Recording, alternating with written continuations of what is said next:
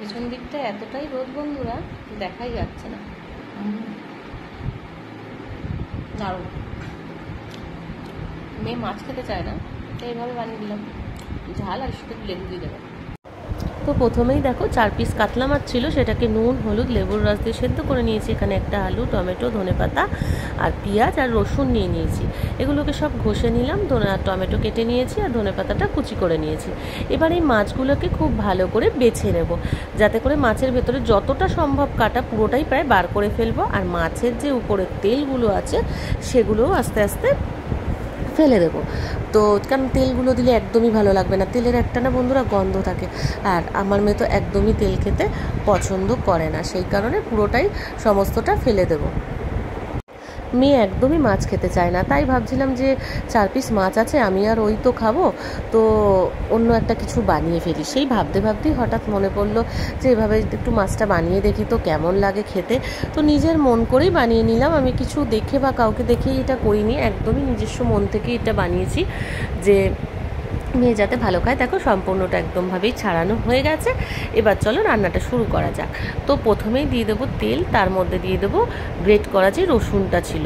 এবার তেলটা একটু বেশিই দেবে বুঝে, হ্যাঁ ভালো লাগবে তাহলে। তারপরে কাঁচা লঙ্কা ফাটিয়ে দিয়ে দিলাম, তোমরা যতটা যে ঝাল খাও দেবে, একটু নাড়াচাড়া করে। তারপরে দিয়ে দেবো পেঁয়াজ কুচি, পেঁয়াজ আর কি ঘষা, আর দিয়ে দেবো টমেটো কুচি, দিয়ে খুব ভালো করে এটাকে কিন্তু কষাতে থাকতে হবে একদম, যাতে কাঁচা গন্ধটা বেরিয়ে যায়। এরপরে এক এক করে মশলা দিতে থাকবো। নুন দেব, প্রথমে নুন, তারপরে দেব হলুদের গুঁড়ো, তারপর দেব লঙ্কার গুঁড়ো, দিয়ে কষাতে থাকবো যতক্ষণ না পর্যন্ত তেল বেরিয়ে আসে। আর এটা হচ্ছে কাশ্মীরি লঙ্কার গুঁড়ো, কাঁচা লঙ্কা তো ঝালের জন্য দিয়েছি, চাইলে তোমরা আরও এমনি লঙ্কার গুঁড়ো যে যা যেরকম খাও দিয়ে দেবে নিজেদের আন্দাজ মতন। দেখো খুব ভালো করে কষানো হয়ে গেছে, এবার খুব ভালো করে এটা নাড়িয়ে দেব, নাড়িয়ে চাড়িয়ে এরপর দিয়ে দেবো যে আলুটা ঘষে রেখেছিলাম, সেই আলুটা চিপে রস বার করে ওর মধ্যে দিয়ে দেবো। একদম যতটা হাত দিয়ে পারবে, খুব বেশি করতে হবে এমন নয়, দিয়ে ঘষা আলুটা দিয়ে ওর মধ্যে ভালো করে নাড়াচাড়া করে দেবো। মানে এইটা কিন্তু কাঁচা আলুর গন্ধ রাখলে হবে না, হ্যাঁ পুরো আলুটাকে কিন্তু মশলার সঙ্গে খুব সুন্দর করে একদম মিডিয়াম লো ফ্লেমে বেশ বহুক্ষণ ধরে কষাতে হবে। তারপর ওর মধ্যে দিয়ে দেবো যে মাছটা আমি ছাড়িয়ে রেখেছি, সেদ্ধ মাছটা কুলে কুলে ওর মধ্যে দিয়ে দেবো বেশি করে, দিয়ে তারপরে আবারও ভালো করে মাছের সাথে ওটাকে কষাতে থাকবো। খুব সুন্দর করে পুরোটা কিন্তু মিক্সড করে নিতে হবে, একদম কড়া কড়া করে, যেমন অন্যান্য ভর্তা করো সেই রকমভাবে একেবারে শুকনো শুকনো করে নিতে হবে, যতটা পারো ততটা আন্দাজে। আর একটুখানি এর মধ্যে মিষ্টিও দিতে হবে, মিষ্টি মানে চিনি, 2-4 দানা চিনি দিতে হবে। তোমরা যারা না খাও তারা দেবে না, আমি তো চিনি প্রত্যেকটা রান্নায় স্বাদের ব্যালেন্স আনার জন্য দিয়ে থাকি, তো আমরা সেই কারণেই দেব। আর এটাকে খুব ভালো করে কিন্তু মিক্স করতে হবে, একটু বেশ সময় লাগবে, তাই জন্য আঁচটা কিন্তু একদম লো করে নিতে হবে, ঠিক আছে। দেখো খুব সুন্দর করে মিক্স করে নিয়েছি। এই পর্যায়ে চাইলে ঝালটা টেস্ট করে নিয়ে আরও যতটা যে ঝাল খাও আন্দাজ মতন দেবে। ব্যাস দিয়ে দিলাম ধনেপাতা কুচি, দিয়ে আরও বেশ খানিকক্ষণ এটাকে সুন্দর করে নাড়াচাড়া করে শুকিয়ে নেব।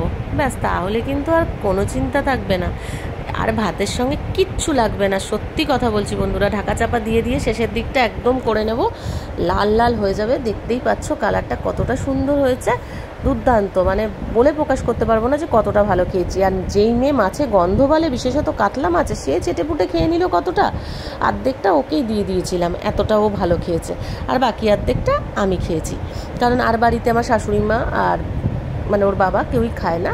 দেখো জাস্ট ও যাকে বলে, তোমরা অবশ্যই এটা কিন্তু ট্রাই করো, তখন আমাকে জানাবে। এটা রুই মাছ দিয়েও করতে পারবে। তারপর আর কি গরম গরম ভাতের সঙ্গে নিয়ে নাও, সুন্দর করে মেখে খেয়ে নাও। তো পুরো ভিডিওটা কেমন লাগলো অবশ্যই কমেন্ট করে জানাবে, ভালো লাগলে লাইক করো, শেয়ার করো, আর আবারও দেখা হবে নতুন ভিডিওতে। ততক্ষণ সবাই ভালো থেকো, টাটা সবাইকে।